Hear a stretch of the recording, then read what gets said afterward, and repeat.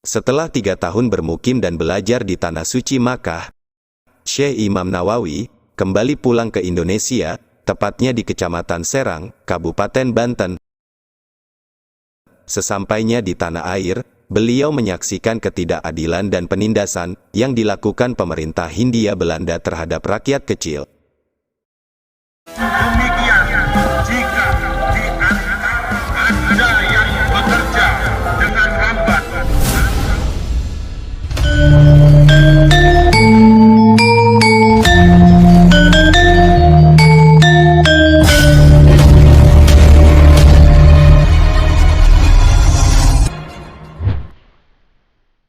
Syekh Imam Nawawi Al-Bantani, lebih dikenal dengan sebutan Imam Nawawi Banten. Beliau lahir di Tanara Tirtayasa, Serang, Banten pada tahun 1230 Hijriyah atau 1813 Masehi. Nama Al-Bantani atau Banten adalah nama asal kelahiran, sekaligus dinisbatkan sebagai pembeda dengan Syekh Imam Nawawi dari Damaskus. Nama lengkap beliau adalah Muhammad Nawawi bin Umar, bin Arabi, bin Ali, bin Jamad, bin Janta, bin Masbukil Al-Jawi Al-Bantani.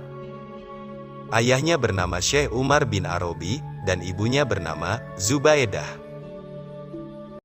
Syekh Imam Nawawi Banten adalah putra sulung dari 7 bersaudara, yaitu Ahmad, Syihabuddin, Tamim, Said, Abdullah, Sakilah, dan Sariyah. Syekh Imam Nawawi Banten merupakan keturunan ke-12 dari Maulana Syarif Hidayatullah atau Sunan Gunung Jati, Cirebon. Syekh Imam Nawawi Banten mulai belajar ilmu agama Islam dari ayahnya sendiri sejak berusia 5 tahun. Bersama saudaranya, beliau mempelajari tentang pengetahuan dasar bahasa Arab, fikih, tauhid, Al-Quran dan tafsir. Pada usia 8 tahun, bersama adiknya Tamim dan Ahmad, Syekh Nawawi Banten mulai berguru kepada Kiai Haji Sahal, salah satu ulama terkenal di Banten saat itu. Kemudian melanjutkan kegiatan menimba ilmu ke Raden Haji Yusuf di Purwakarta. Pada usia 15 tahun, Syekh Nawawi Banten berangkat menunaikan ibadah haji. Di samping melaksanakan ibadah haji, beliau juga menimba ilmu di Tanah Suci.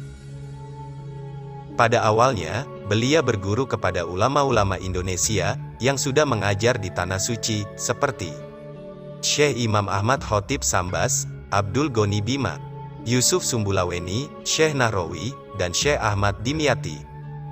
Setelah 3 tahun bermukim dan belajar di Tanah Suci Makkah, Syekh Imam Nawawi kembali pulang ke Indonesia, tepatnya di Kecamatan Serang, Kabupaten Banten.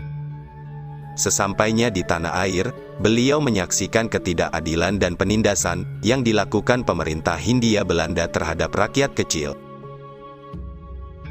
Tak ayal, gelora jihad pun berkobar. Sebagai akademisi yang memiliki komitmen tinggi terhadap prinsip-prinsip keadilan dan kebenaran, Syekh Nawawi Banten kemudian berdakwah keliling Banten demi mengobarkan perlawanan terhadap penjajah.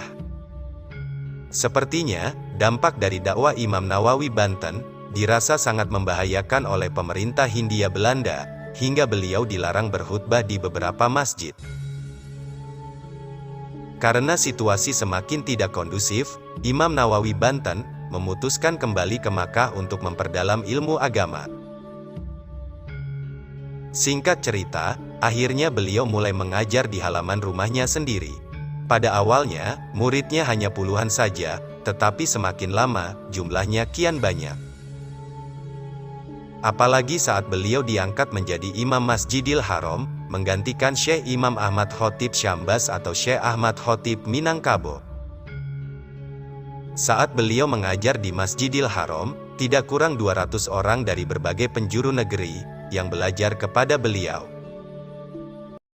Kemasyhuran nama Imam Nawawi Banten tidak hanya di kota Makkah dan Madinah saja, beliau juga sangat terkenal di negeri Suriah, Mesir, Turki, hingga Hindustan. Beliau mengajar berbagai disiplin ilmu agama, seperti ilmu kalam, fikih, tasawuf, tafsir, hadis, bahasa Arab dan lain sebagainya.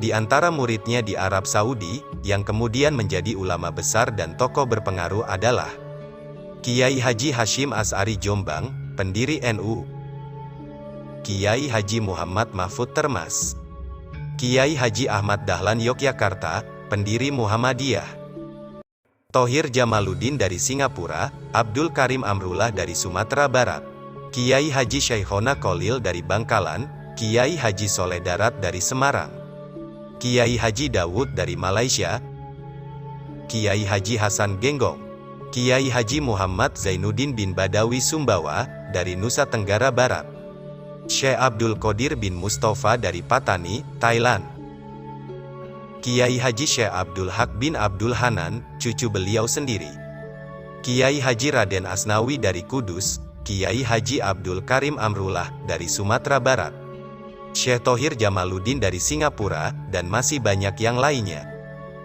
Di samping itu, Syekh Nawawi Banten juga banyak melahirkan murid-murid yang kemudian menjadi pengajar di Masjidil Haram.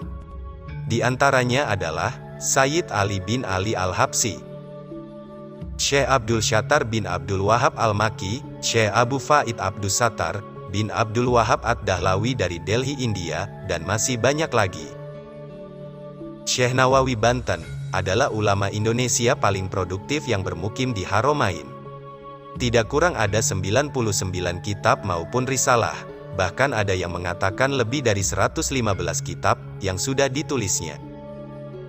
Di antaranya yaitu Maroh Labib, yang lebih dikenal dengan sebutan Tafsir Munir, Nihayatus Zain fi Irsyadi Al-Mubtadi'in, Fathul Majid, Nasoihul Ibad, Komik Tugian, Ukudul Jain, Marokil Ubudiyah, Sulam Munajat, Tankihul Qaul, Hilyatus Sibyan, Futuhat Al-Madaniyah, Hidayatul Azkiyak, Madarijul Saud, Kasyifatus Saja, dan masih banyak lagi yang lainnya.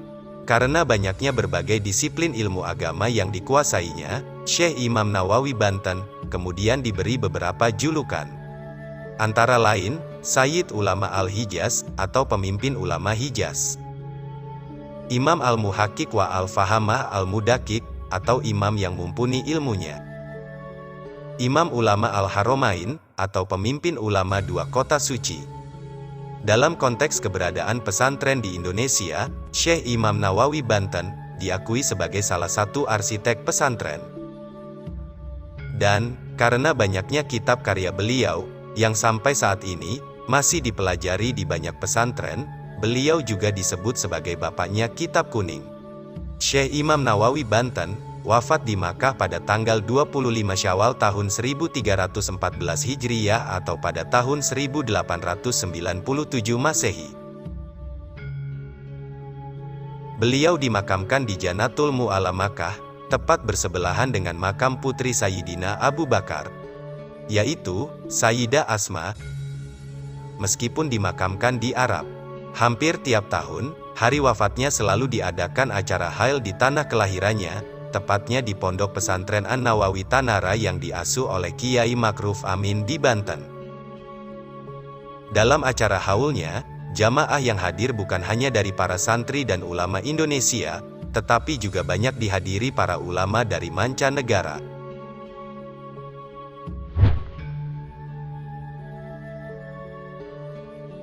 Itulah kisah ulama Indonesia yang memiliki kaliber internasional, yang hingga kini, karya-karyanya banyak dijadikan referensi dalam mempelajari ilmu agama. Syekh Imam Nawawi Al-Bantani, wa nafa'ana, wa bil ulumihi, fidaroini, amin, wallahu alamu, bishawab. Wassalamualaikum warahmatullahi wabarakatuh.